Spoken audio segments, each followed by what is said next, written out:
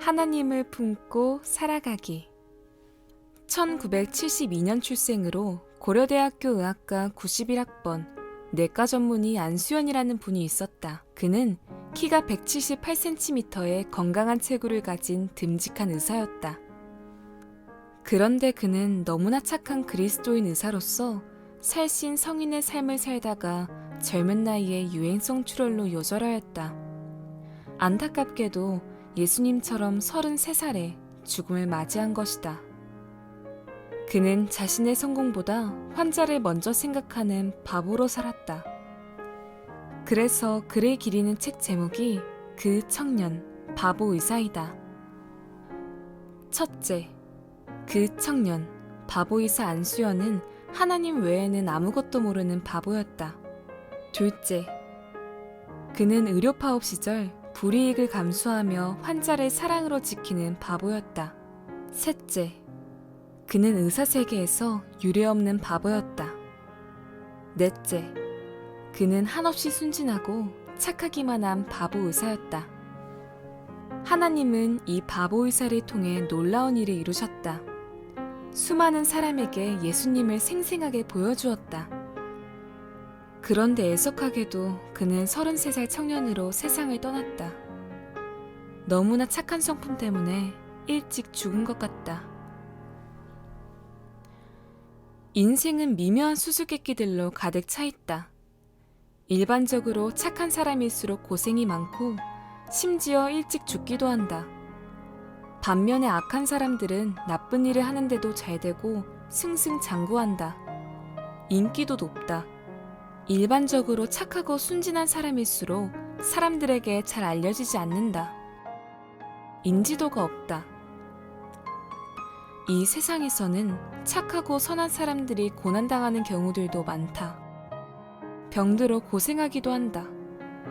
반면에 잔머리를 잘 굴리고 영악한 사람일수록 인기관리도 잘하고 관계망도 넓다.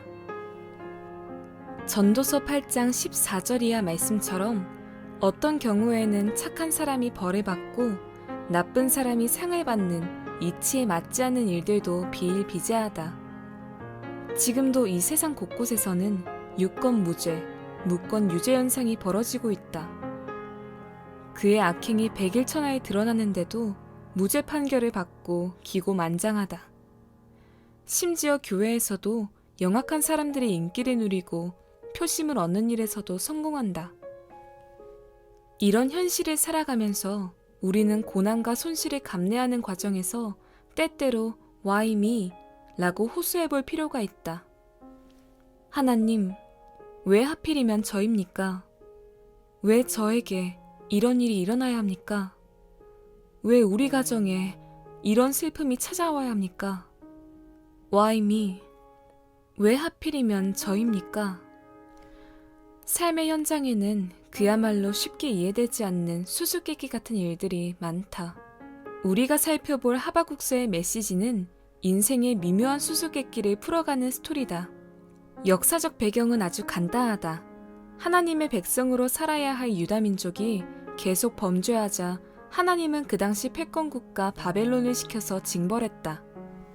이에 대하여 하박국 선지자는 근원적인 질문을 던진다. 바벨론 사람들이 유다 민족보다 훨씬 더 악한데 어떻게 그들을 시켜서 하나님의 백성들을 징벌하시는지에 대한 항의다. 이것이 하박국의 하나님과의 Q&A 질문과 답변이다. 하박국은 볼멘 소리로 애절하게 질문한다. 하나님께 매우 당돌한 항변을 한다. 하나님, 얼마나 더 외쳐야 저를 도와주시렵니까? 하나님, 그렇게 도와달라고 부르짖는데도 언제까지 들어주지 않으시렵니까? 우리가 그처럼 애절하게 외쳐도 왜 구해주지 않으십니까? 우리가 간절히 기도하는데도 왜 하나님은 묵묵부답하십니까? 하나님은 우리의 안타까운 현실에 왜 관심이 없으신가요? 하나님은 왜 잠잠하시기만 하시는 건가요? 이런 이유로 하박국은 구약시대의 의심 많은 도마라고 불리기도 한다. 하박국 선지자의 질문은 크게 두 가지이다. 첫째, 하나님, 도대체 어떻게 하실 거예요? 둘째, 하나님, 언제까지 우리가 기다려야 합니까? 하박국서는 분량이 3장밖에 되지 않는다. 내용은 짧지만 메시지는 신학적으로 굉장히 깊이가 있다. 그래서 사도 바울은 그의 첫 작품 갈라디아서를 쓸 때 하박국서를 인용했고, 특히 성경 중에 성경이라 할 수 있는 로마서의 핵심 주제가 곧 하박국서를 기초하고 있다. 하박국서의 핵심 구절은 2장 4절이다. 오직 의인은 믿음으로 산다. 이 말씀은 신약 성경에 3번 인용된다. 로마서 1장 17절, 갈라디아서 3장 11절, 히브리서 10장 38절에서 인용하는데, 로마서에서는 의인을, 갈라디아서에서는 믿음을 강조하는 반면 히브리서에서는 믿음의 삶을 강조한다.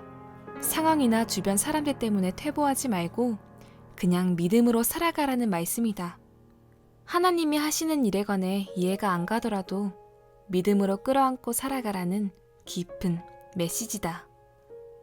하박국이라는 이름부터가 이색적이다.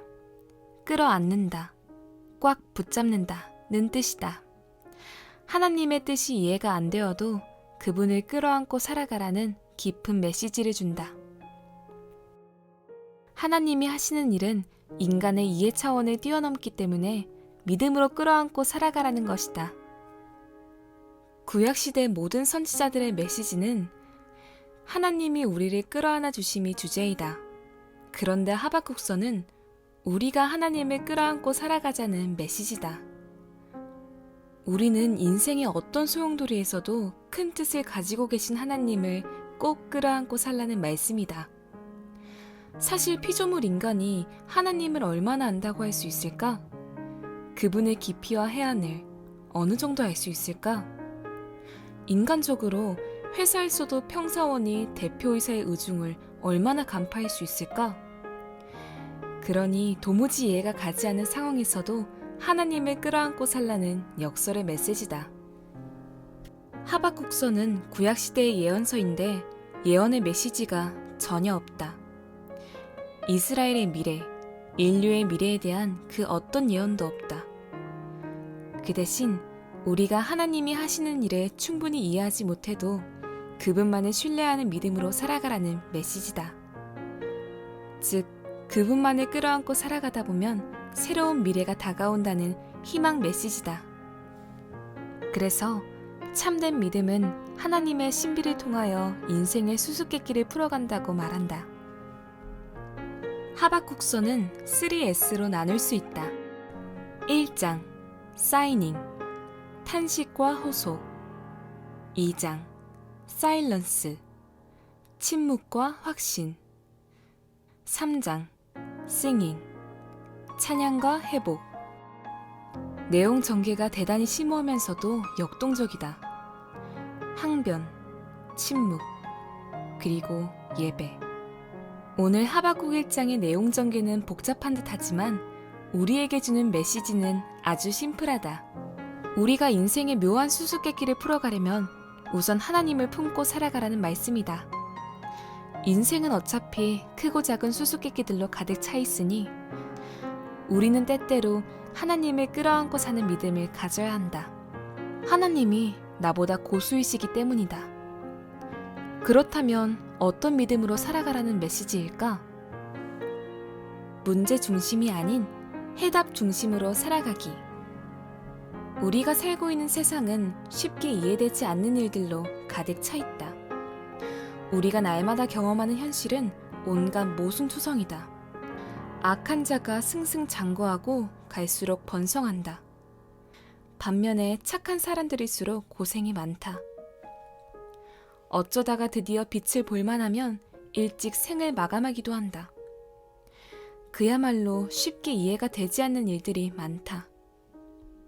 우리 여성분들 중 특히 권사님들을 중심으로 남편 구원과 가족 복음화를 위해 그처럼 간절하고 집요하게 기도하는데도 여전히 아무런 응답이 없기도 하다. 부모님들이 신앙적으로 훌륭하고 흠잡을 데가 없는데도 자식들이 잘 풀리지 않는 경우도 비일비재하다. 또 어떤 분들은 착한 신앙인으로 최선을 다해 살아가는데 형통의 복을 누리지 못한다.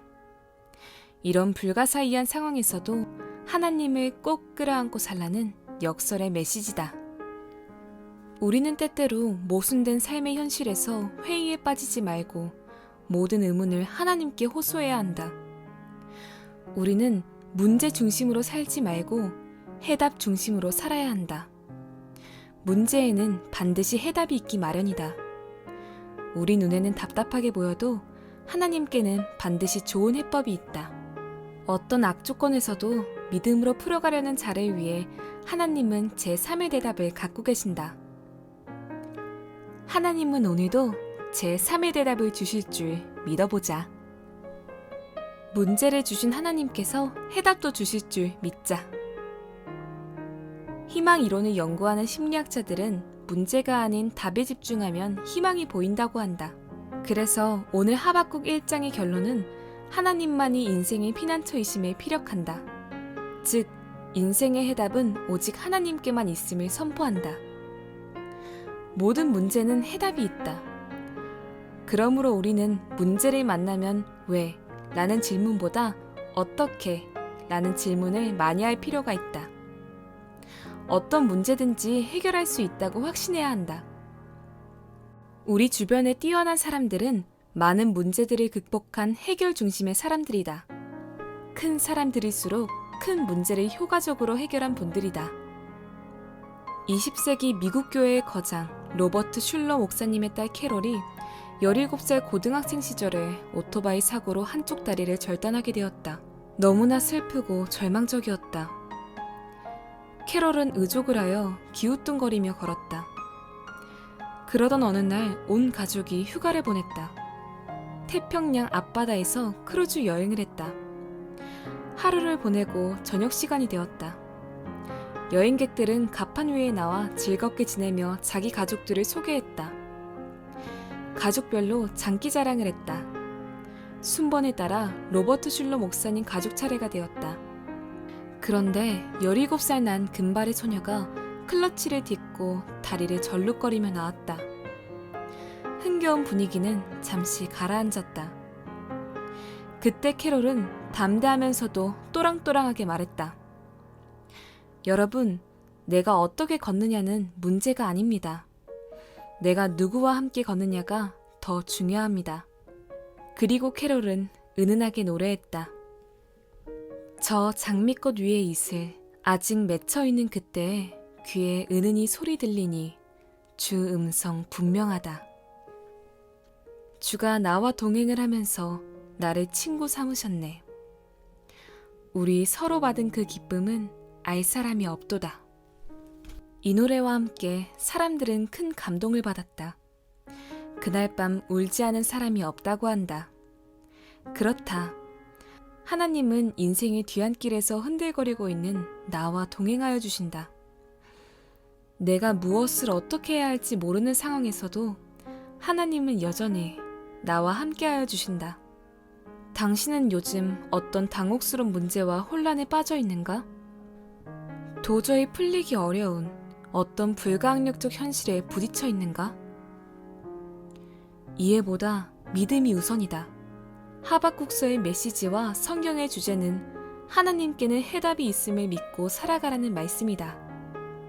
그래서 하박국서의 요절은 2장 4절이다. 오직 의인은 믿음으로 산다.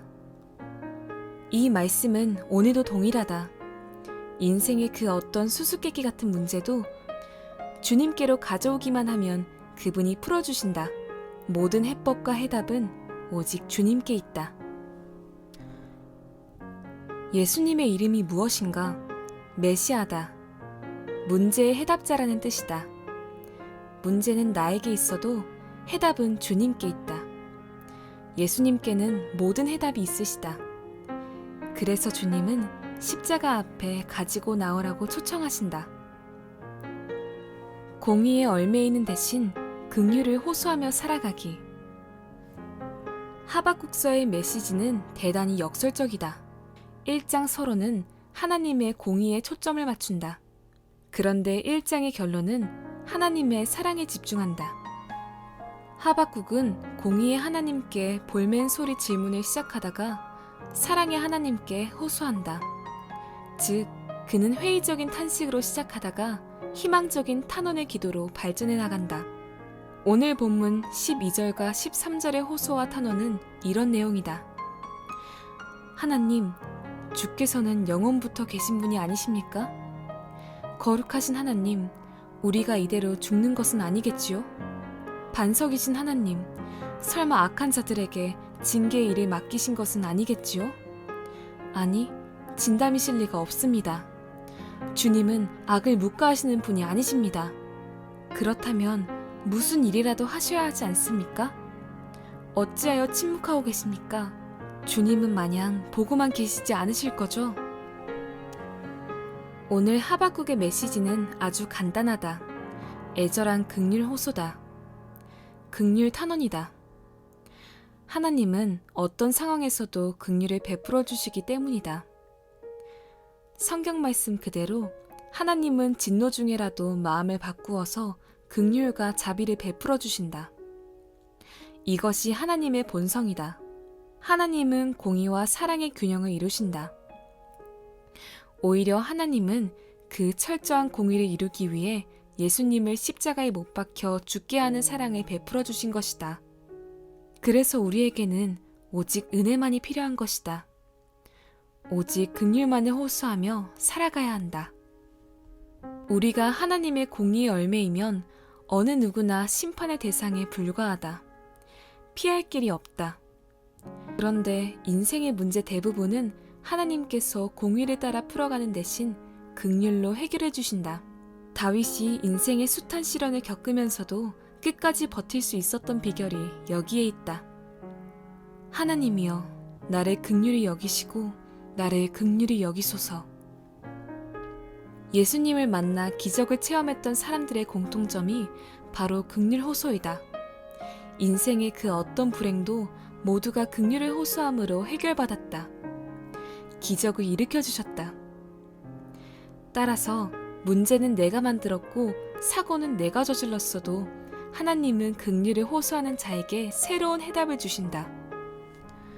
주님의 긍휼을 애원하는 자에게 기적이 일어난다. 최근 힐링시를 많이 쓰고 있는 감성 시인 김환영 선생님의 시 한 편이 가슴을 울컥하게 한다. 시의 제목이 울꽃이다. 어린 손자와 할머니의 애틋한 Q&A 스토리다. 할머니, 어디 가요? 예배당 간다. 그런데 왜 예배당에 가요? 울려고 간다.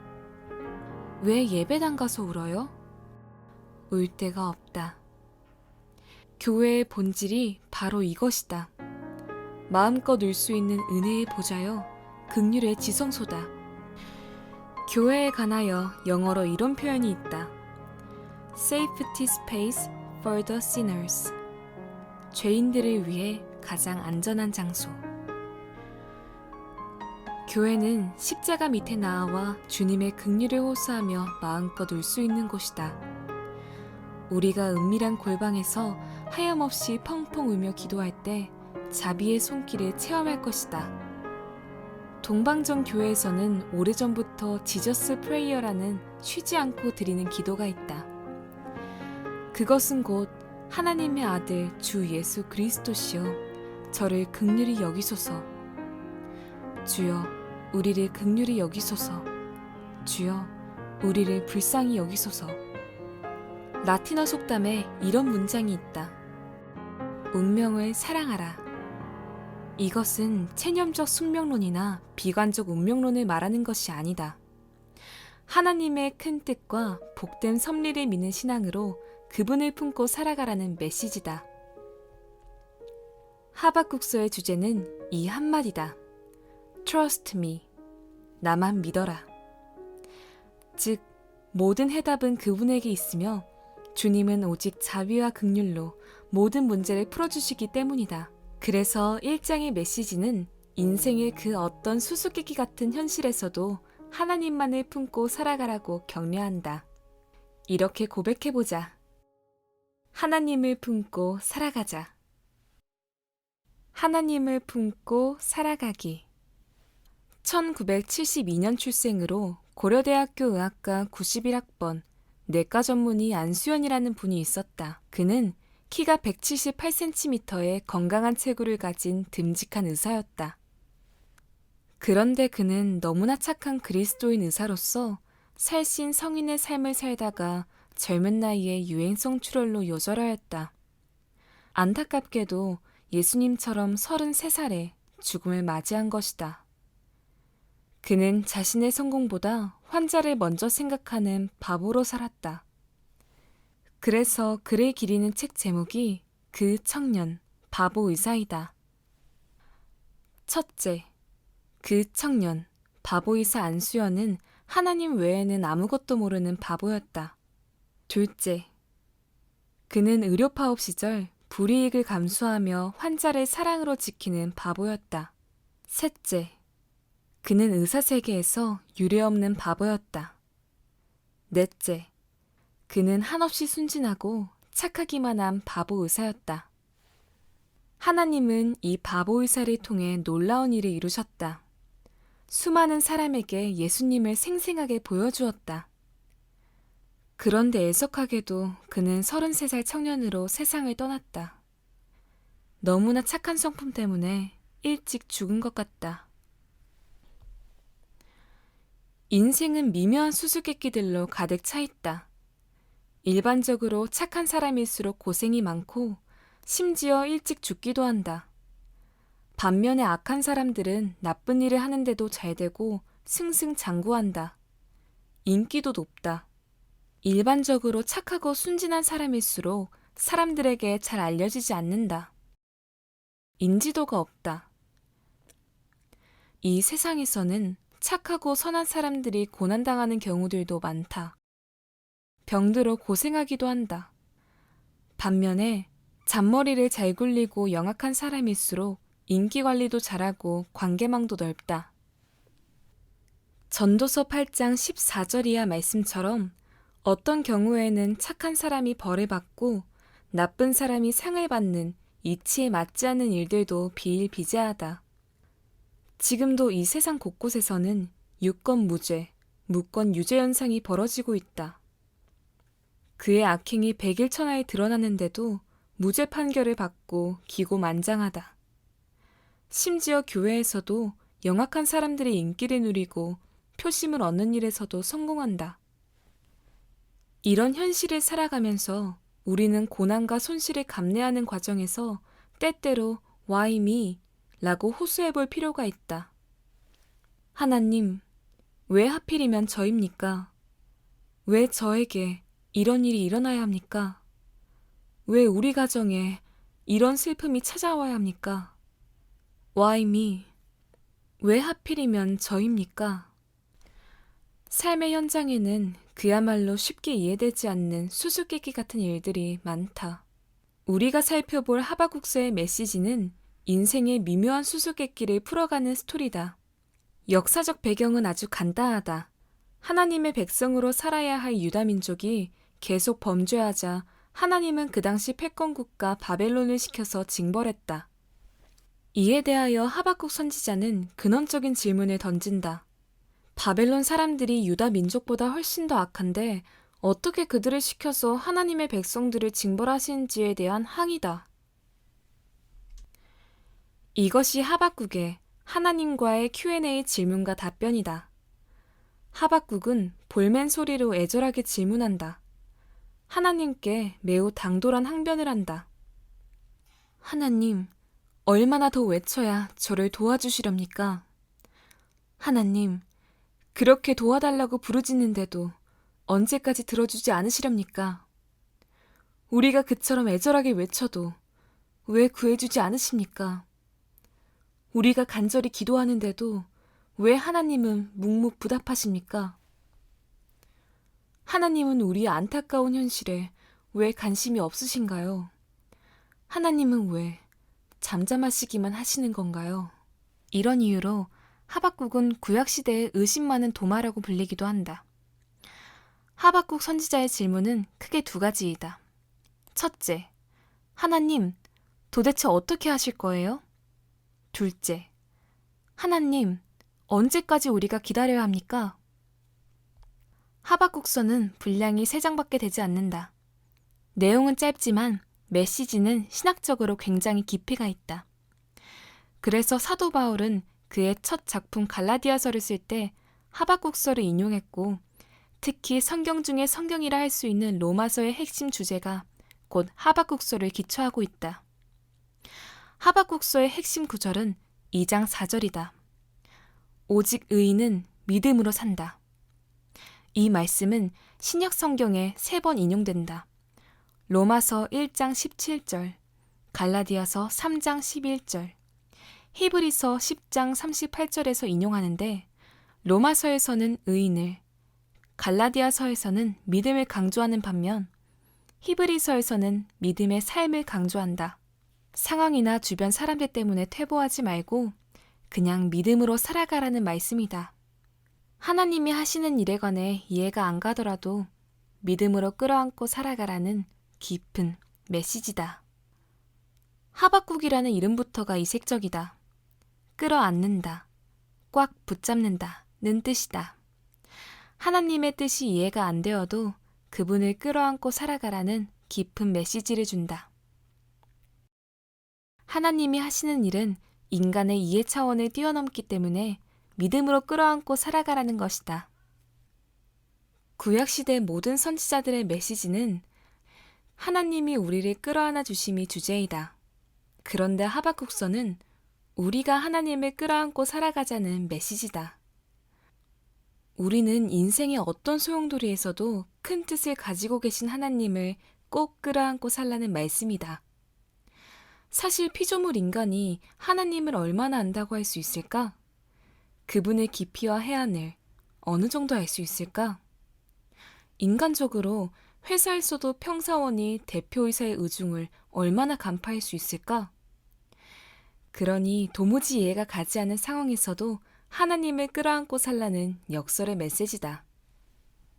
하박국서는 구약시대의 예언서인데 예언의 메시지가 전혀 없다. 이스라엘의 미래, 인류의 미래에 대한 그 어떤 예언도 없다.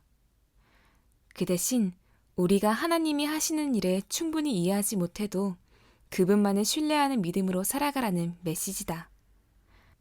즉, 그분만을 끌어안고 살아가다 보면 새로운 미래가 다가온다는 희망 메시지다.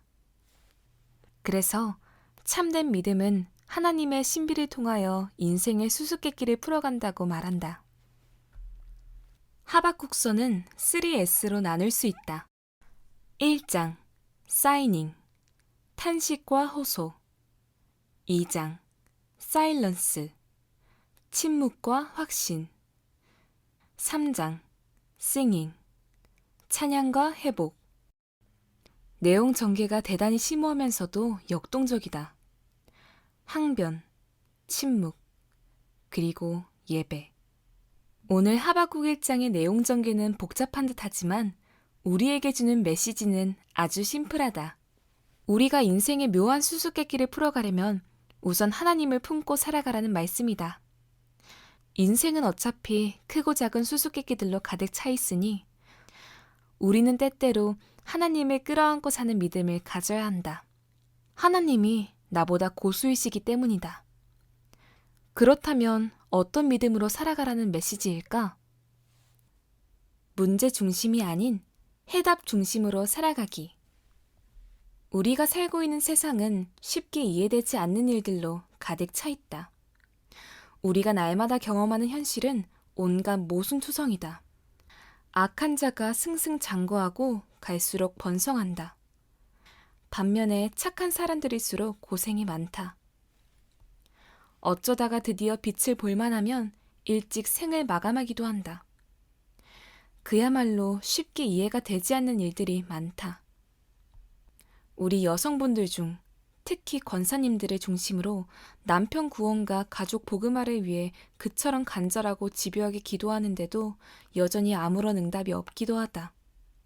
부모님들이 신앙적으로 훌륭하고 흠잡을 데가 없는데도 자식들이 잘 풀리지 않는 경우도 비일비재하다. 또 어떤 분들은 착한 신앙인으로 최선을 다해 살아가는데 형통의 복을 누리지 못한다. 이런 불가사의한 상황에서도 하나님을 꼭 끌어안고 살라는 역설의 메시지다. 우리는 때때로 모순된 삶의 현실에서 회의에 빠지지 말고 모든 의문을 하나님께 호소해야 한다. 우리는 문제 중심으로 살지 말고 해답 중심으로 살아야 한다. 문제에는 반드시 해답이 있기 마련이다. 우리 눈에는 답답하게 보여도 하나님께는 반드시 좋은 해법이 있다. 어떤 악조건에서도 믿음으로 풀어가려는 자를 위해 하나님은 제3의 대답을 갖고 계신다. 하나님은 오늘도 제3의 대답을 주실 줄 믿어보자. 문제를 주신 하나님께서 해답도 주실 줄 믿자. 희망 이론을 연구하는 심리학자들은 문제가 아닌 답에 집중하면 희망이 보인다고 한다. 그래서 오늘 하박국 1장의 결론은 하나님만이 인생의 피난처이심을 피력한다. 즉, 인생의 해답은 오직 하나님께만 있음을 선포한다. 모든 문제는 해답이 있다. 그러므로 우리는 문제를 만나면 왜? 라는 질문보다 어떻게? 라는 질문을 많이 할 필요가 있다. 어떤 문제든지 해결할 수 있다고 확신해야 한다. 우리 주변에 뛰어난 사람들은 많은 문제들을 극복한 해결 중심의 사람들이다. 큰 사람들일수록 큰 문제를 효과적으로 해결한 분들이다. 20세기 미국 교회의 거장 로버트 슐러 목사님의 딸 캐롤이 17살 고등학생 시절에 오토바이 사고로 한쪽 다리를 절단하게 되었다. 너무나 슬프고 절망적이었다. 캐롤은 의족을 하여 기우뚱거리며 걸었다. 그러던 어느 날 온 가족이 휴가를 보냈다. 태평양 앞바다에서 크루즈 여행을 했다. 하루를 보내고 저녁 시간이 되었다. 여행객들은 갑판 위에 나와 즐겁게 지내며 자기 가족들을 소개했다. 가족별로 장기 자랑을 했다. 순번에 따라 로버트 슐러 목사님 가족 차례가 되었다.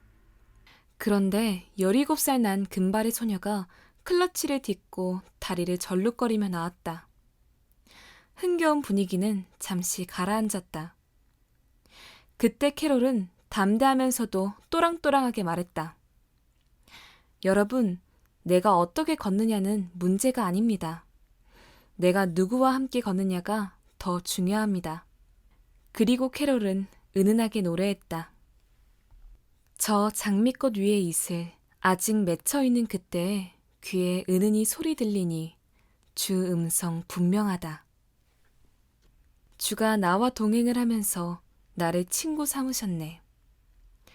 우리 서로 받은 그 기쁨은 알 사람이 없도다. 이 노래와 함께 사람들은 큰 감동을 받았다. 그날 밤 울지 않은 사람이 없다고 한다. 그렇다. 하나님은 인생의 뒤안길에서 흔들거리고 있는 나와 동행하여 주신다. 내가 무엇을 어떻게 해야 할지 모르는 상황에서도 하나님은 여전히 나와 함께하여 주신다. 당신은 요즘 어떤 당혹스러운 문제와 혼란에 빠져 있는가? 도저히 풀리기 어려운 어떤 불가항력적 현실에 부딪혀 있는가? 이해보다 믿음이 우선이다.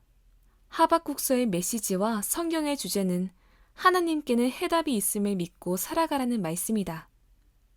그래서 하박국서의 요절은 2장 4절이다. 오직 의인은 믿음으로 산다. 이 말씀은 오늘도 동일하다. 인생의 그 어떤 수수께끼 같은 문제도 주님께로 가져오기만 하면 그분이 풀어주신다. 모든 해법과 해답은 오직 주님께 있다. 예수님의 이름이 무엇인가? 메시아다. 문제의 해답자라는 뜻이다. 문제는 나에게 있어도 해답은 주님께 있다. 예수님께는 모든 해답이 있으시다. 그래서 주님은 십자가 앞에 가지고 나오라고 초청하신다. 공의의 얼매이는 대신 긍휼을 호소하며 살아가기. 하박국서의 메시지는 대단히 역설적이다. 1장 서론은 하나님의 공의에 초점을 맞춘다. 그런데 1장의 결론은 하나님의 사랑에 집중한다. 하박국은 공의의 하나님께 볼멘 소리 질문을 시작하다가 사랑의 하나님께 호소한다. 즉, 그는 회의적인 탄식으로 시작하다가 희망적인 탄원의 기도로 발전해 나간다. 오늘 본문 12절과 13절의 호소와 탄원은 이런 내용이다.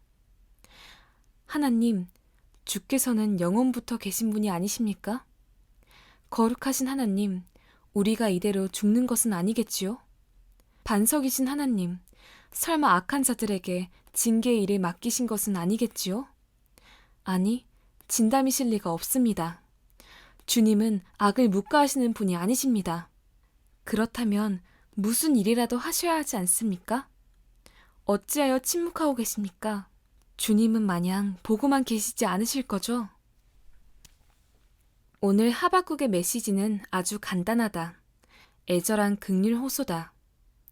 긍휼 탄원이다. 하나님은 어떤 상황에서도 긍휼을 베풀어 주시기 때문이다.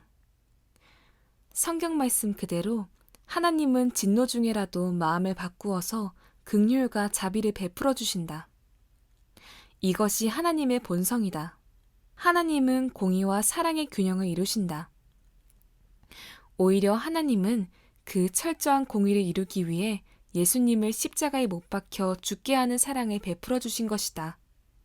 그래서 우리에게는 오직 은혜만이 필요한 것이다. 오직 긍휼만을 호소하며 살아가야 한다. 우리가 하나님의 공의의 열매이면 어느 누구나 심판의 대상에 불과하다. 피할 길이 없다. 그런데 인생의 문제 대부분은 하나님께서 공의를 따라 풀어가는 대신 긍휼로 해결해 주신다. 다윗이 인생의 숱한 시련을 겪으면서도 끝까지 버틸 수 있었던 비결이 여기에 있다. 하나님이여, 나를 긍휼히 여기시고 나를 긍휼히 여기소서. 예수님을 만나 기적을 체험했던 사람들의 공통점이 바로 긍휼 호소이다. 인생의 그 어떤 불행도 모두가 긍휼을 호소함으로 해결받았다. 기적을 일으켜주셨다. 따라서 문제는 내가 만들었고 사고는 내가 저질렀어도 하나님은 긍휼을 호소하는 자에게 새로운 해답을 주신다. 주님의 긍휼을 애원하는 자에게 기적이 일어난다. 최근 힐링시를 많이 쓰고 있는 감성 시인 김환영 선생님의 시 한 편이 가슴을 울컥하게 한다. 시의 제목이 울꽃이다. 어린 손자와 할머니의 애틋한 Q&A 스토리다. 할머니, 어디 가요? 예배당 간다. 그런데 왜 예배당에 가요? 울려고 간다. 왜 예배당 가서 울어요? 울 데가 없다. 교회의 본질이 바로 이것이다. 마음껏 울 수 있는 은혜의 보좌여, 긍휼의 지성소다. 교회에 관하여 영어로 이런 표현이 있다. Safety space for the sinners. 죄인들을 위해 가장 안전한 장소. 교회는 십자가 밑에 나아와 주님의 긍휼을 호소하며 마음껏 울 수 있는 곳이다. 우리가 은밀한 골방에서 하염없이 펑펑 울며 기도할 때 자비의 손길을 체험할 것이다. 동방정 교회에서는 오래전부터 지저스 프레이어라는 쉬지 않고 드리는 기도가 있다. 그것은 곧 하나님의 아들 주 예수 그리스도시여, 저를 긍휼히 여기소서. 주여, 우리를 긍휼히 여기소서. 주여, 우리를 불쌍히 여기소서. 라틴어 속담에 이런 문장이 있다. 운명을 사랑하라. 이것은 체념적 숙명론이나 비관적 운명론을 말하는 것이 아니다. 하나님의 큰 뜻과 복된 섭리를 믿는 신앙으로 그분을 품고 살아가라는 메시지다. 하박국서의 주제는 이 한마디다. Trust me. 나만 믿어라. 즉, 모든 해답은 그분에게 있으며 주님은 오직 자비와 긍휼로 모든 문제를 풀어주시기 때문이다. 그래서 1장의 메시지는 인생의 그 어떤 수수께끼 같은 현실에서도 하나님만을 품고 살아가라고 격려한다. 이렇게 고백해보자. 하나님을 품고 살아가자.